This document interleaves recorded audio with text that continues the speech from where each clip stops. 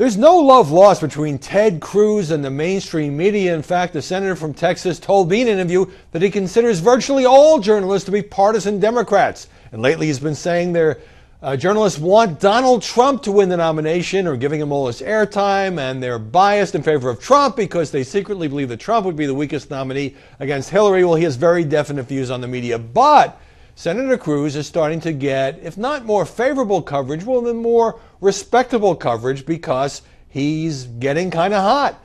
In the national polls, the new Fox News poll has him in a virtual tie with Donald Trump, trailing by 3 points within the margin of error. That's a big closing of what had been a double-digit gap. And Ted Cruz is racking up all these endorsements. Mitt Romney, Carly Fiorina, Lindsey Graham, who can't stand Ted Cruz. It doesn't even pretend to like Ted Cruz. He's jumped on board as well. The next big contest is in Wisconsin. Scott Walker is making noises about possibly endorsing Ted Cruz. And then he's got National Review and conservative radio host Mark Levin. Now, endorsements don't mean that much, but clearly what's going on here is that the remnants of the Republican establishment and the conservative media establishment are starting to unite behind Cruz, not because they love Cruz, not because they think Cruz would necessarily be a really strong candidate in the fall, but because they're trying to stop Trump. So Cruz has emerged as the alternative to Trump. Yes, John Kasich is still hanging around, but he has no hope